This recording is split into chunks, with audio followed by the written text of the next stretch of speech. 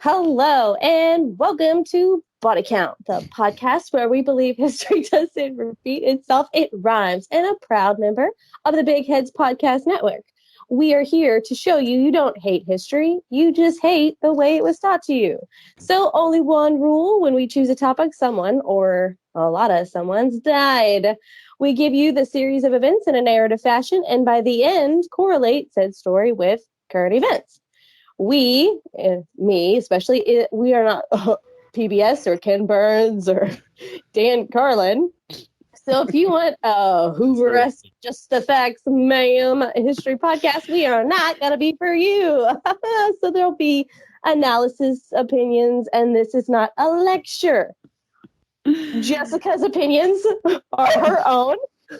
So know that I and everybody else gets held verbally hostage. So direct your hate at her where it belongs. So it is said, tragedy plus time equals comedy. So know that we are going to giggle and laugh and make awful jokes on some occasionally rough subject matter. We are not actively trying to offend you. So you've been warned. I am Bethany Skelton, the co-host of this amazing podcast. And this is your host, Jessica Manor. That was that was the Air France equivalent of reading that intro, Bethany. I loved everything about it. Okay, cool. Okay. You brought it down like the Concorde. Oh, she's muted. No, I'm not. No, I'm fine. I'm good. Go down the Concorde. I'm keeping a note.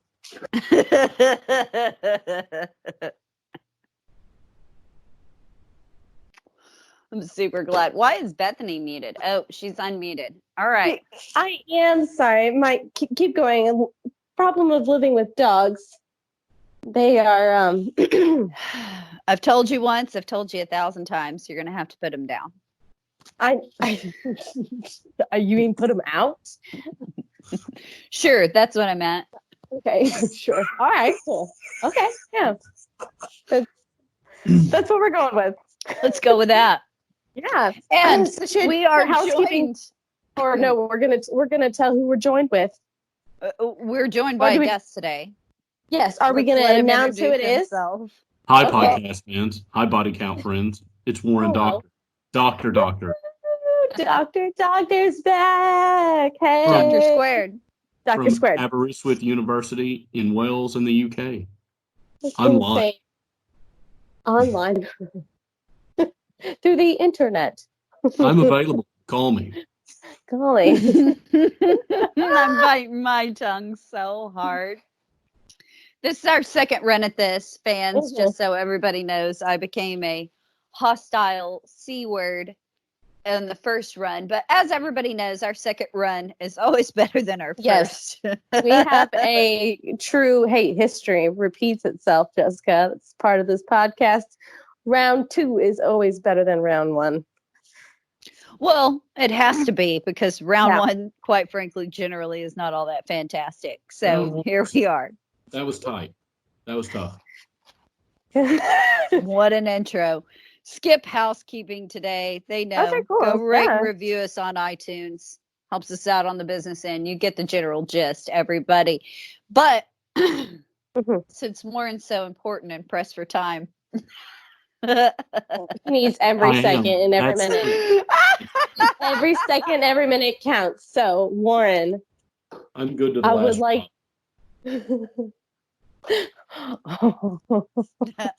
Are you going to do that in your office?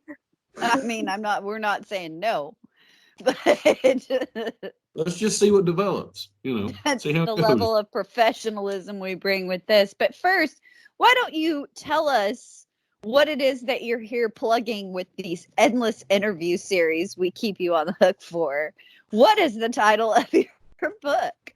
I threw it away. The Churchill and the Islamic. I don't know what the name of my fucking book is. You threw it down. It's back behind you. Look over there, right there. It should be right there. You threw it look forward a little bit. No. I remember you threw it. You did. far did you throw it? Were you a discus champion in another life? For those that don't know, we can actually see. Well, they can't see me, but I can see them. So the name of the book is Churchill and the Islamic World: Orientalism, Empire, and Diplomacy in the Middle East, and it's available on Amazon and all good bookstores and some bad bookstores. It's also available in Kindle. So That is for all true. you Kindle lovers out there, like myself. God, I just forgot we were fucking doing a podcast. Sorry, swear. So let's get it back on track. And I almost did the Arrested Development. And we're back on track. And we're focused. We can build houses and we can win games. Ladies and gentlemen, I present to you phase 2 of the Bluth Company. A house truly solid as a rock. But as it turns out, Michael was right to not be optimistic it could be done. Win games. So pick up from where we left off last time. Right. And as I recall from last time, we made it through the Second World War, and we're now at the post-war situation after the close of the war. But before we go to that, right at the end of the war, I think that there's an interesting story about when Winston Churchill met bin Saud. Now, Churchill, if you read his histories in the Second World War, he has a whole lot of respect for bin Saud, who, of course, is the father of modern-day Saudi Arabia. And bin Saud's... It's in the name. Yeah, it's all in the name. From the House of Saud. He is a remarkable human being. He's like a sort of like warrior poet in the truest sense. He's got all the scars. He's like 6'4". He is like a warrior prince. And Churchill sees all this and is instantly his kind of Victorian romantic ideas about the Middle East. God as a child on, growing up reading sort of imperial literature. So he's sort of dumbfounded with bin Saud and is quite interested in what he has to say. But there is an exception.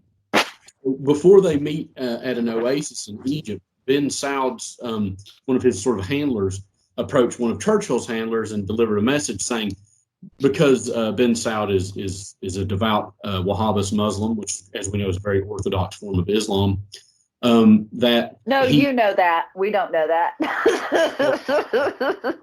Wahhabism is a very orthodox form of Islam. It's quite strict. And bin Saud believes and adheres to it completely. So he basically asked if Churchill would abstain from smoking in front of him. And so Churchill, you have to remember now, before Churchill responds, Churchill used to hang out with people like the Aga Khan, who's a sort of Indian prince and the head of certain Muslim sects. And the Aga Khan was drinking in front of him, and Churchill's private secretary asked the Aga Khan, forgive me, but doesn't your religion forbid you from drinking alcohol? He was drinking champagne. The Aga Khan replied that fortunately for him, he was so holy that the alcohol turned to water in his mouth. Now, these are the kind of guys that Churchill was used to drinking with. Okay, sure.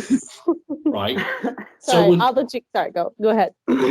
So when bin Saud asked this, Churchill doesn't particularly take it very seriously. And he writes back a letter that says that if it's His Majesty's wish and religious right not to smoke, that was fine, but that Churchill's rights were that he could smoke and drink in between meals and during meals and whenever he chose, and that bin Saud would have to respect this. So naturally, when they had the meeting, Churchill did smoke and drink and carry on like he does in his bibulous fashion. He's holy. Right, exactly. And then this sort of offended bin Saud. It's one of the reasons, in fact, that America got the better of British diplomacy in Saudi Arabia, because when President Roosevelt met with bin Saud, he did abstain from smoking and drinking in his presence. And so bin Saud preferred Roosevelt and then gave all the sort of like contracts around oil and so forth, went more the American way and less the British way, because Winston Churchill couldn't say no to a cigar, which I think is kind of a funny... It is a very funny aside, but also it's maybe because he always got to look down at FDR that he was a big fan as well. Too soon. We're not doing that yet. So He was a very easy man to look down upon. Yes. Wait, I don't get it. No, I'm not gonna. No, that's not fair. That's not fair. I don't get it. He was confined to a wheelchair, Bethany. President Roosevelt couldn't because stand of he had of polio. So for all you anti-vaxxer nuts out there, do we really want to bring that back? Just saying. Agreed. So, I promised I would behave on this podcast. I'm so sorry, guys. No, you're doing a great job. I can't believe you made that joke. Anyway. I mean, I didn't know. Sorry. It was out of my mouth before I could stop it. I'm not knowledge shaming you. That's a dick move. I'm sorry. Yeah. Thanks. So now you got an insight to all his lectures. That is kind of what it's like being my student. Okay, fun. It's true. I'll be in the front row then. I'll take it.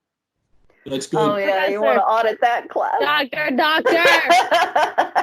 Sir, can you go back to the very first sentence, please? Who is Winston Churchill? What's his name again? Okay, so is it Weston Chunchpoo? No, I don't know. Weston Chunchpoo. Yes. That's what her notes would read, though. I've seen her notes. So, of course, Churchill is famously voted out of office in 1945 before the war concludes, which is a sort of a big surprise. And then he kind of has a caretaker government until after the war, so that then Clement Attlee ascends and becomes prime minister. So that leaves Churchill as leader of the opposition, which, Bethany, is what we call the people who are not in power, the party that isn't in power. I'm saying that because the person... I know what opposition is. Okay, anyway. But what's really interesting is during this period of time, he and Stalin really start to fall out. And this is particularly around their view of Turkey, because, of course, Russia always wants to try to take control of the Straits and take control of the sort of Eastern Mediterranean. And Churchill, of course, wants to prevent this, and so is tried to get Turkey to enter the war, make sure that Turkey was a part of the post-war solution. Jessica doesn't seem to be agreeing with this, but this is okay. And eventually Turkey does come into the war, I think, just a few days before the war ends. So it's almost a symbolic act to say, okay, fine, we're not going to be neutral anymore. And so Stalin's very upset about this, because Stalin's argument to Churchill is, well, look, Turkey never really pulled its weight. Like, I think we should be able to take from Turkey what we want. Churchill, of course, says no.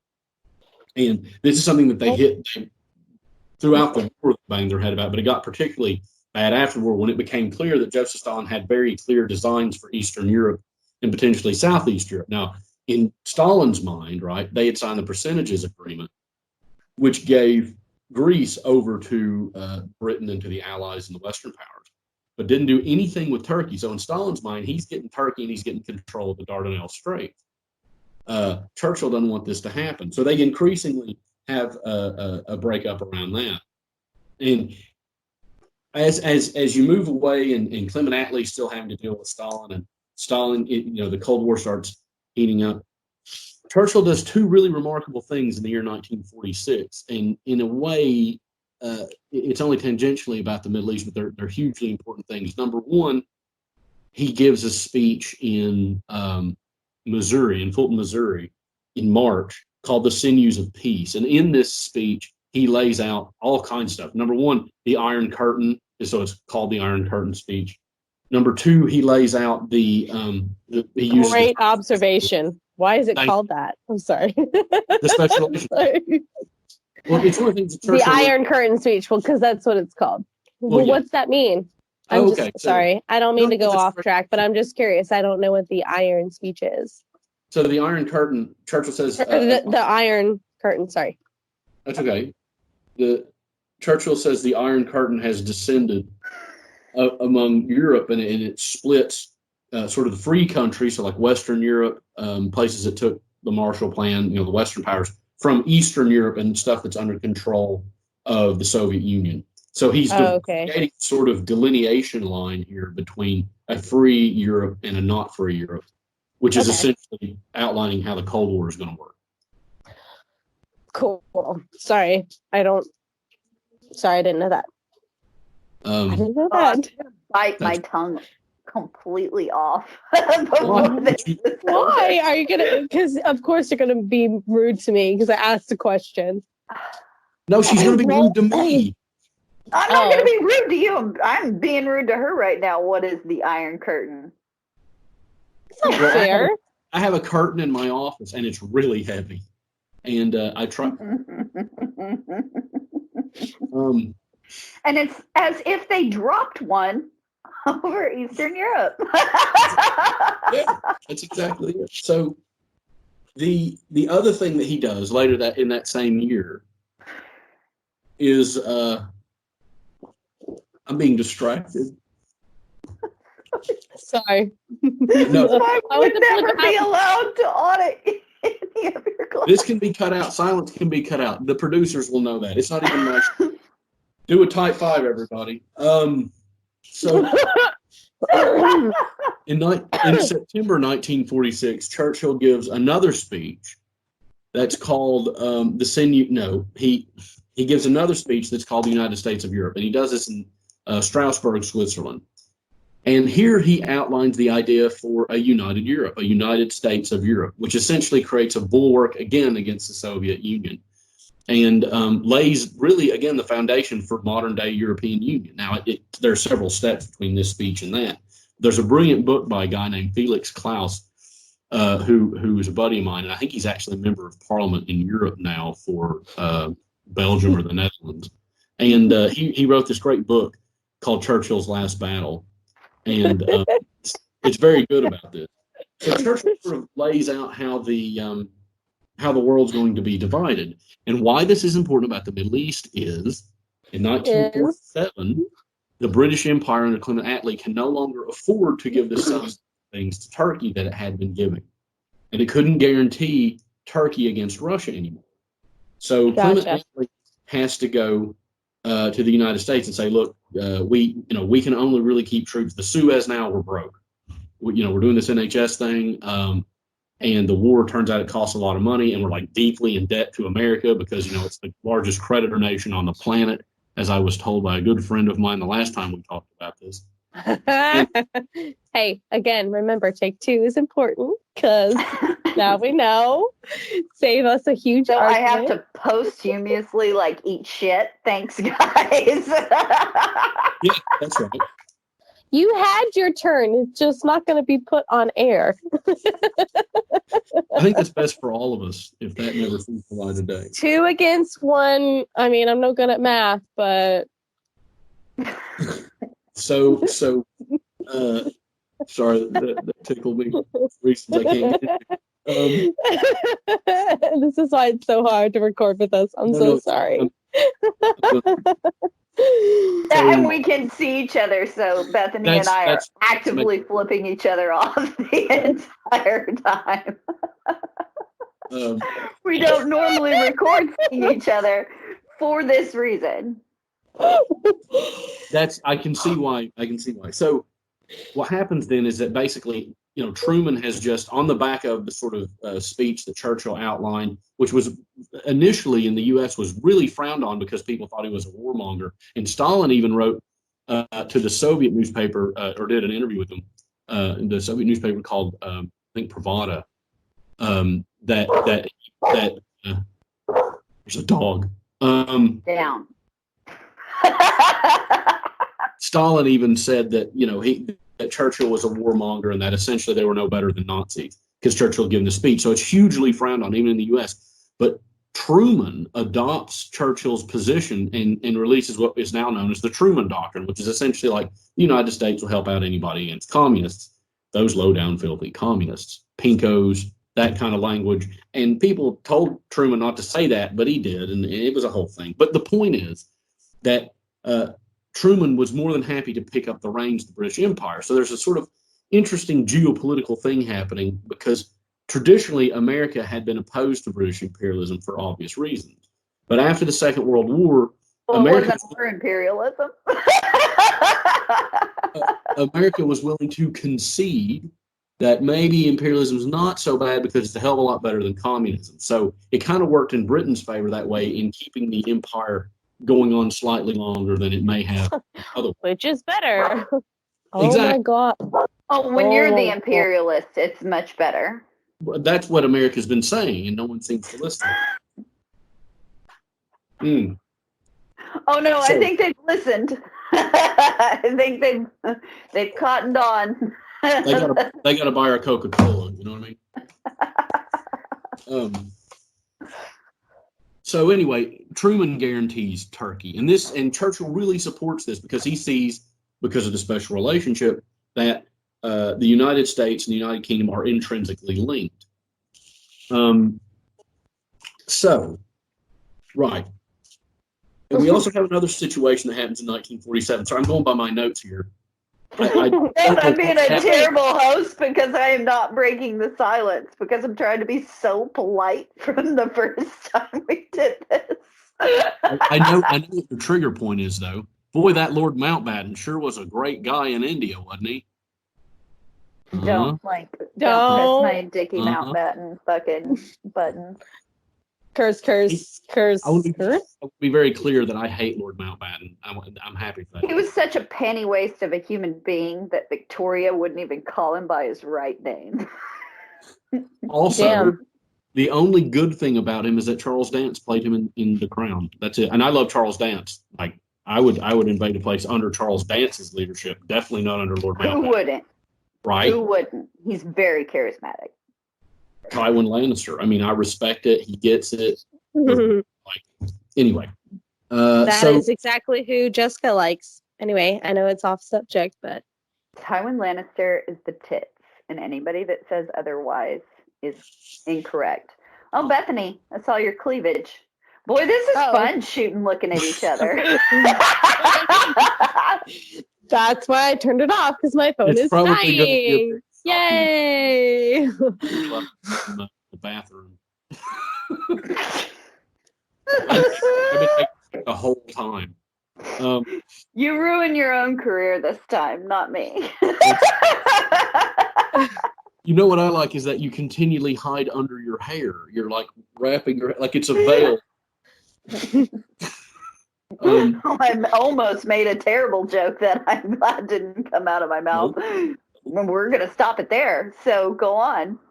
Another thing that happened in 1947 is that India, because of these terrible agreements, officially breaks away from the British Empire. And of course, it breaks in two, in part because of terrible colonial administration under Lord Mountbatten, between Pakistan and India. And this is what, of course, is known as partition and ultimately leads to 15 million people dying. In terms of population movements and ethnic cleansing that develops and all the violence between there's a lot of violence. I'm disheveled. Well, this entire story has had a massive body count, to be fair, but I'm glad we finally said one out loud. So there we are. Thought it was important. We can go through and tally them up if we need to later. But one of the interesting things about this is, and this comes out of my own work and also a historian named Alex von Tunzelmann, who wrote a book called, I think, Indian Summer, that essentially a real interesting thing developed. And that is that Winston Churchill, we now know, had a correspondence with Jinnah and had always supported Jinnah creating a separate Pakistan. This works for Churchill for two reasons. Number one, typically, Muslims had been more loyal to the British rule than the Hindus had, so he wants to sort of reward them in that way. And number two, it helps him steal sort of ultimate victory away from Gandhi. So Churchill's really interested in this, and he and Jinnah set up a correspondence, and we know that they did because he came to visit him at Chartwell, and there are letters after the fact.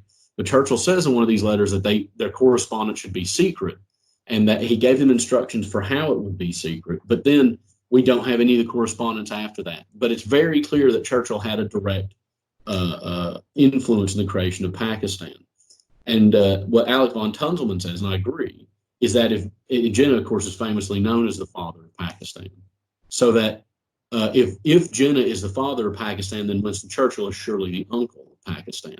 And in that way, responsible for the resurgence of Islam as a political force in the modern era.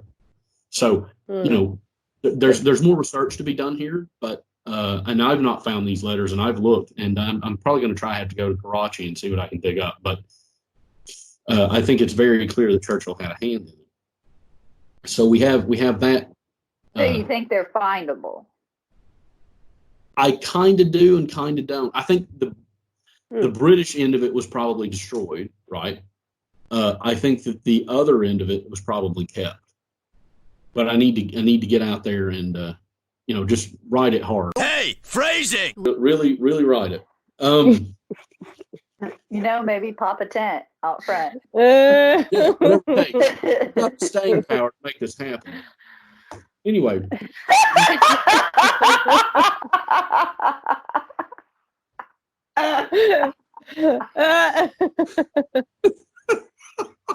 This is so... No. I'm a real scholar. It's obvious. Totally obvious. Hey, listen, guys, seriously, First class. when I lose my job for this, can I come work with you guys? Know that there is no money there, but okay. I'm out. I'm joking.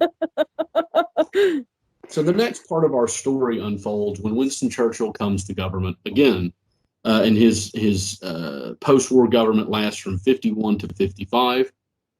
He agrees to run with the idea that he would give up for a year and stand aside for his best buddy and sidekick, Anthony Eden. And of course, as we know, that doesn't happen because Anthony Eden basically never thinks that Anthony Eden's ready. And Anthony Eden probably wasn't, on account of being completely insane from various surgeries and taking lots of medication. And I was going to say incompetent, but insane is probably a better choice of words.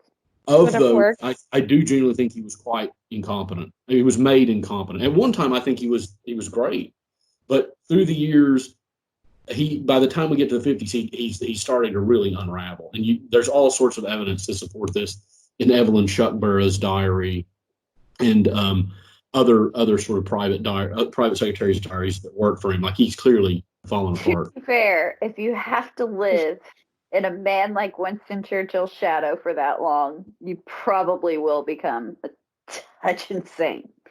Just Very like true. Just a bit. Just a teeny bit. I think that's right. A super villain, Yeah, that's exactly. That's Can you blame him? Can you blame him? I mean, no, not at all. And so there's a real interesting thing that happens when so Churchill comes to power, and Eden's never really brought up, and Eden constantly steps on Churchill's toes diplomatically, because when Churchill comes back in, he basically says, "Look, guys, I don't really give a shit about domestic policy at all." Like, he leaves that to Rab Butler, some to Anthony Eden, but not really, because Anthony Eden's foreign secretary. Right. It's actually Rab Butler that's running the show internally. And he said, all I care is about foreign policy, so I'm going to run that.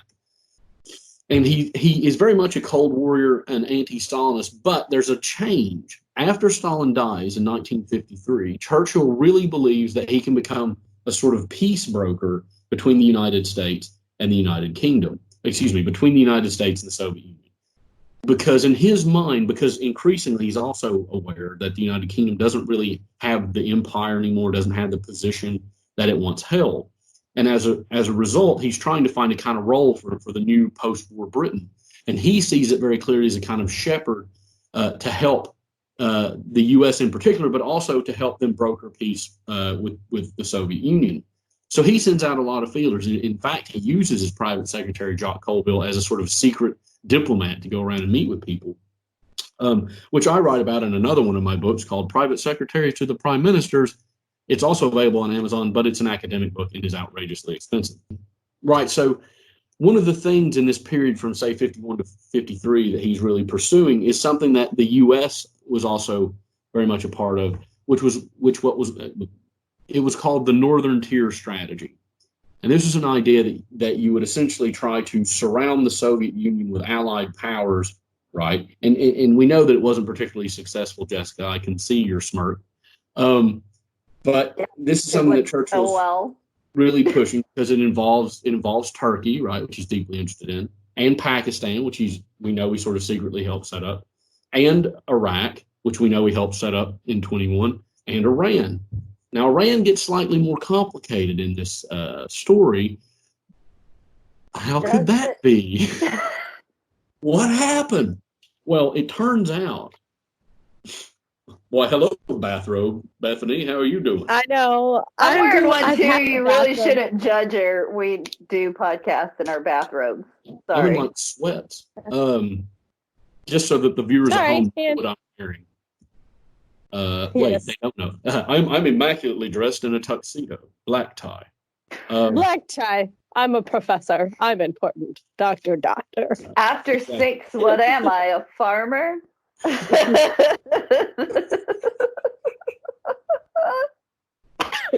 Oh my god, I almost choked on my beer. So it's far too important to wear regular human clothes.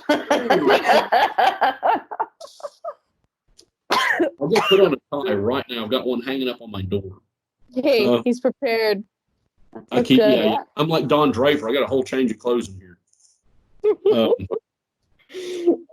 It's like crazy church you want to see. Like, anyway, no, that's like Don Draper.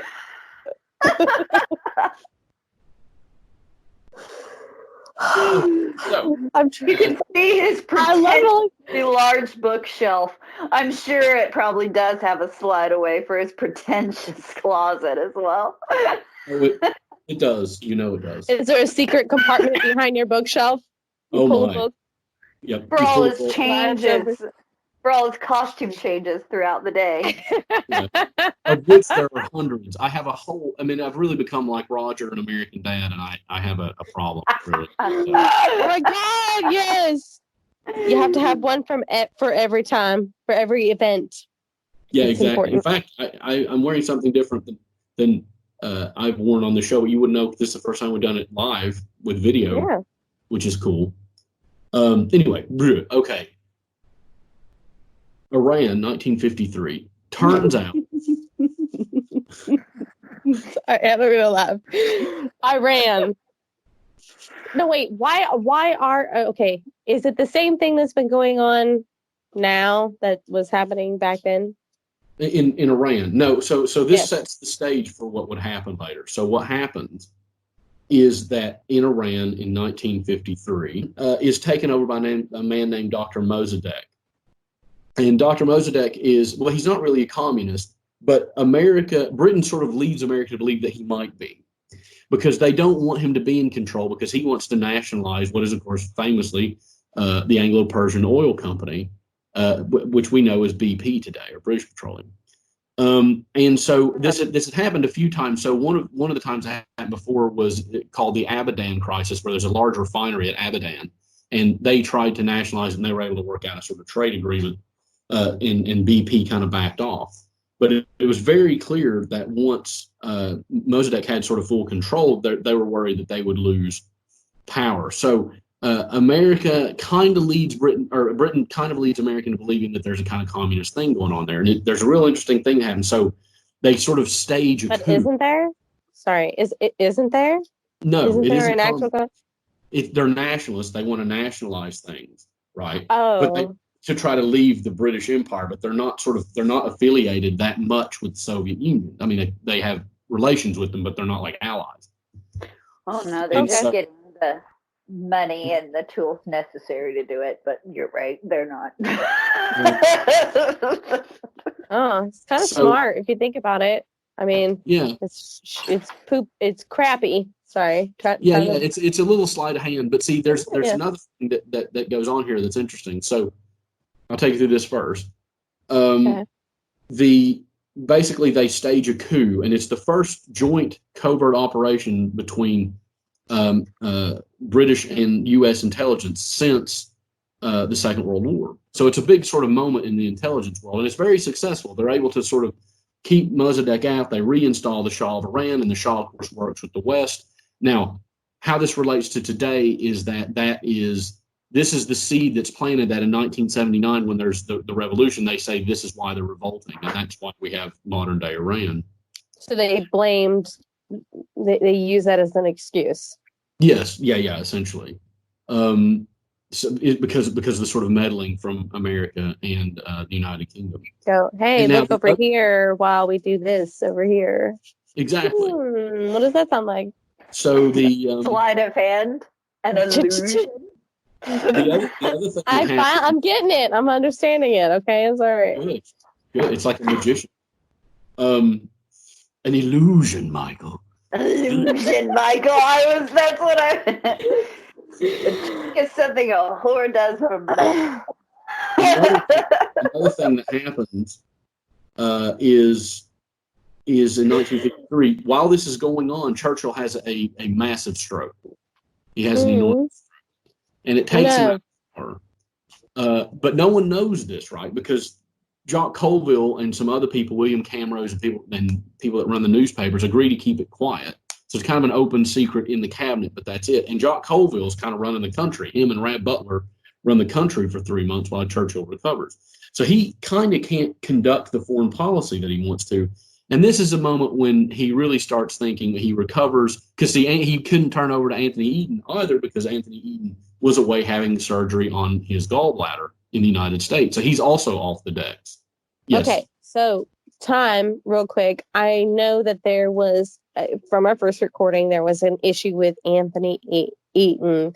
Mm-hmm. And I know that was a topic of its own, because it got very intense. Yes, it did.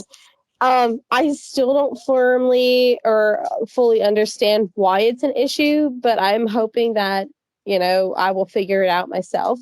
Or it's just that Anthony Eden was quite ill. Like he'd been so heavily medicated because he had these different surgeries, and he had been in Churchill's shadow so long that he's kind of losing his mind in almost a literal way. So that by the time he becomes prime minister in 1956, after the Suez Crisis, he like loses his mind. Interesting. Okay. So he tries to do things without America's approval or Churchill's approval to prove himself, and he messes up lots of stuff. And it's basically where most historians most historians date the Suez Crisis as the official sort of ending point of the British Empire, or at least its official decline into decolonization. That's not really just a mistake. That's like a royal fuck up. That's a big Russia in midwinter fuck up is what that is. That's exactly it. So, you used to control a quarter of the globe, and now you control, like, I don't know, some guys in the Falklands and an island in the Atlantic. That's how big of a fuck up we're talking about. That is, that does not seem smart. No. The other interesting thing that I want to touch on here is that, so after Churchill's stroke, and we are closing in on the close. I know you all are very happy. So Churchill has this moment, right, where he sort of sees and understands, because we also have to remember 1953, a hydro, a nuclear weapon, a thermonuclear, a hydrogen bomb, a thermonuclear weapon is detonated. Thank you. I got there. And when it was detonated, this completely changes the way strategy in imperialism and all of it works. It completely changes everything. So Churchill gives a speech in the Parliament where he basically says, look, because of the hydrogen bomb, there's no real reason to keep soldiers in the Suez anymore. It's not that important of a thing.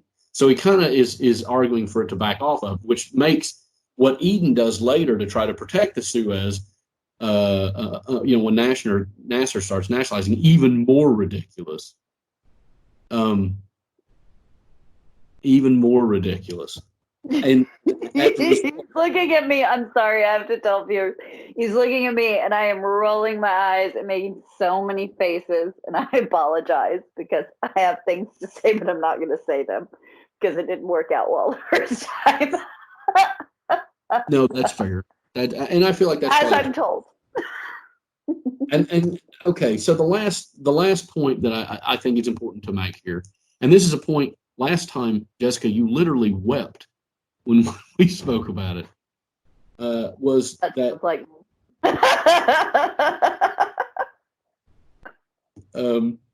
And this was about Churchill's art. What, Bethany? What's happening? She's talking and she doesn't realize she's muted. Oh, I see. That's embarrassing. She's silently This is- like fucking burning the shit out. Burning me, and I could read her lips. I couldn't. I didn't see it.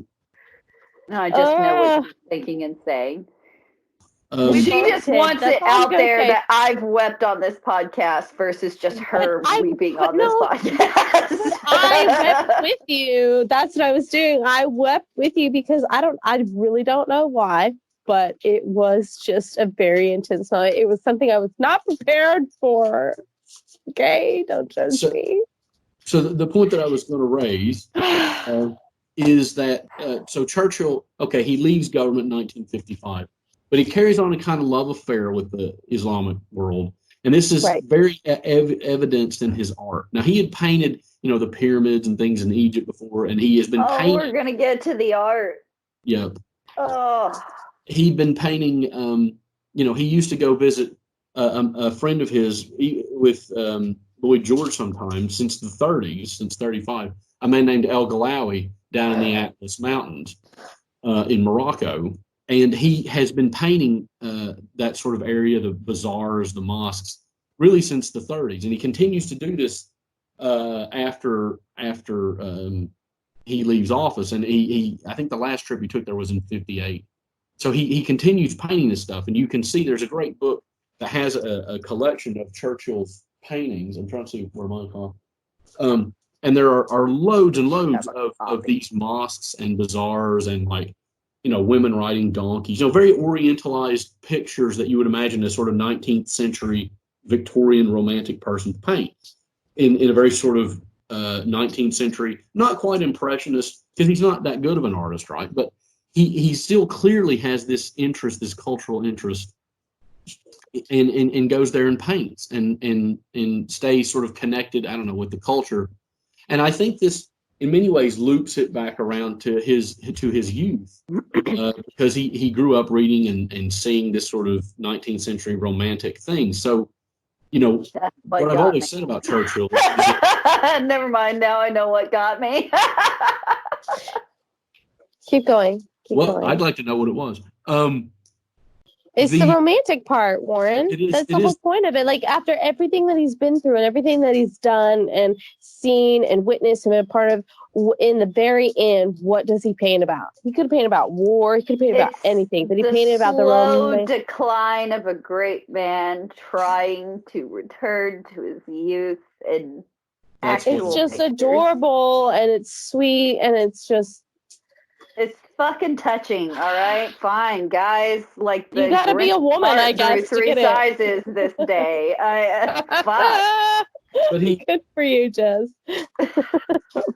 I mean, and so I do. I think that's a very well put. It is about him sort of returning his youth and seeing the world how he used to see it as an 18-year-old boy, and that's pretty remarkable. And he doesn't just. I mean, it's important to say he doesn't only paint this place in Morocco. He paints place in the south of France, but he keeps returning to Morocco because he likes the light there and the people and the food and the culture. And there are some remarkable things in the Churchill archives where secretaries recorded him at these sort of giant feasts in North Africa, where people were doing stuff and they'd all have to sit on the floor, and he would sort of happily be eating things. And it is sort of quite beautiful to see him drink life down in that way.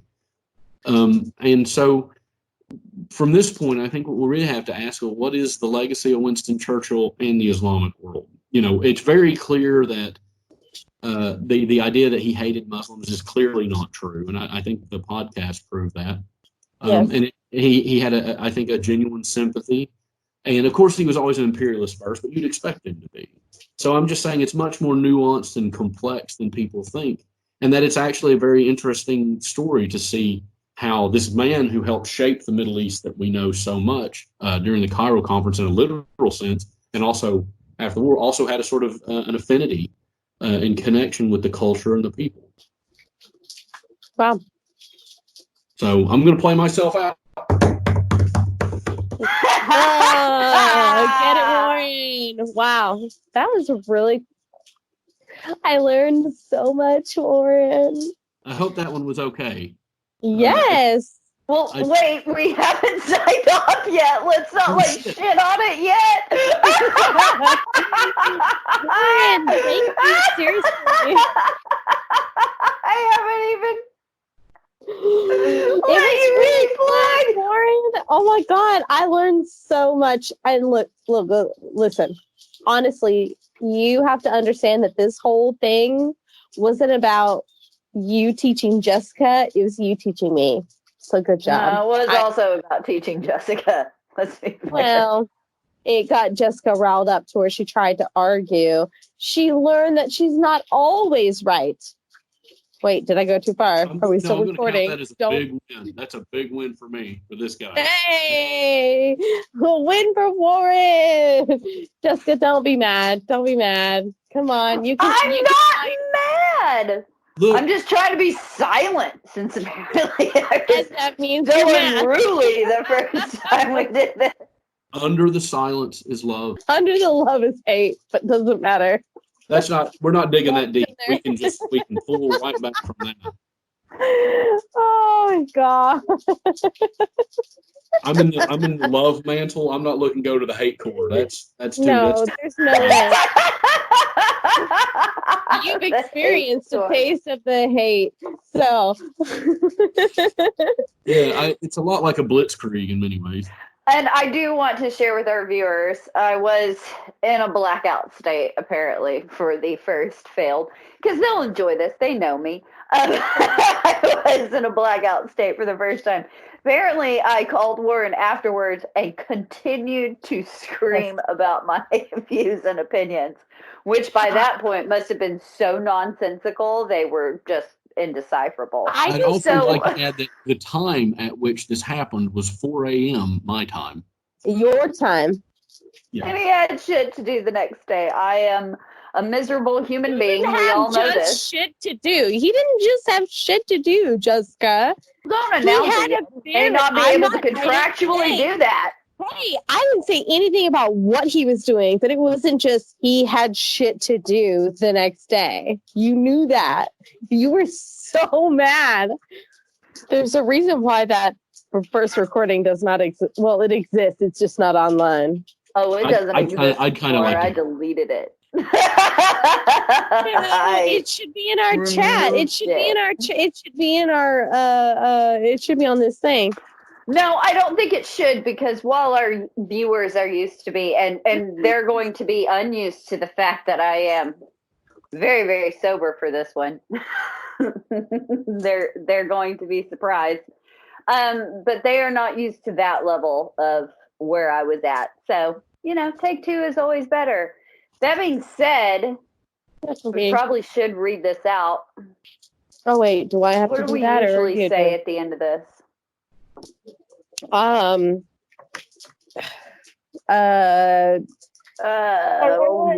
plug your book again. How about that? Your book, and your book, your social media, and follow and about you. Okay. I'd love to. Thank you. Thanks, guys. Yeah, talk about you.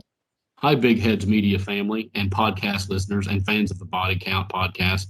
This is Warren Dockter, and I just wanted to say hi. You can find me on Twitter at Warren Dockter, or you can send me an email. You can look at Aberystwyth University for that.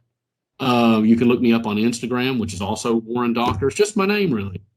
Please buy my book, Winston Churchill and the Islamic World. It is available on Amazon. And he has other ones, in case he didn't drop that. Jessica, keep going. I got Churchill at the Telegraph, and also private secretary to the Prime Minister. I'm available for interviews and cuddles, but call my agent for that last one, because that's a whole thing.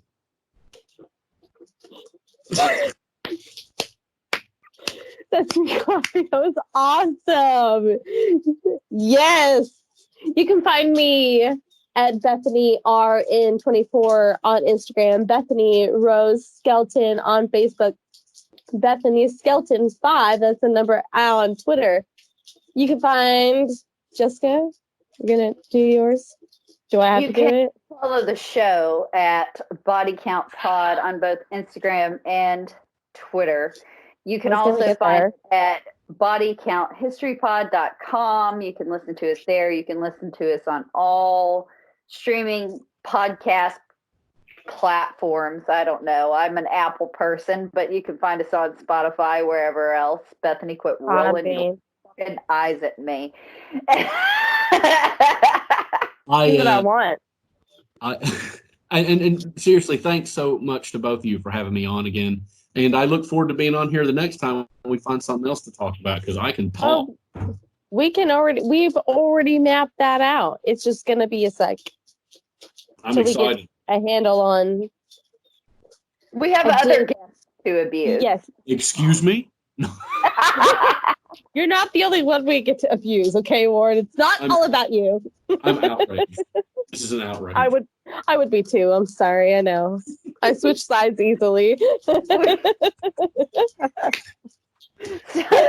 Good. She's the ideal swing voter. You're welcome. Belong in those states. Not praise him.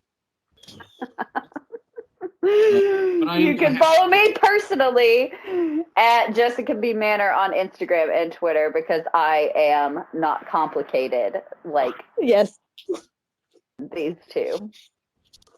I didn't realize we could just lie on podcasts.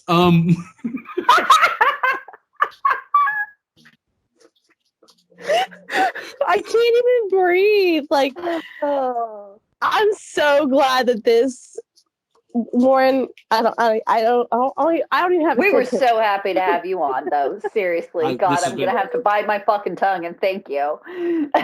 We are very thankful. I've had a great time. Yes, we are. Okay, good.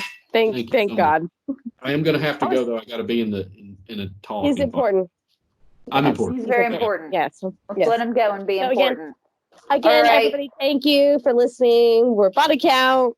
Ba-bam. Go buy Warren's book. Go buy it. We love you. We love you.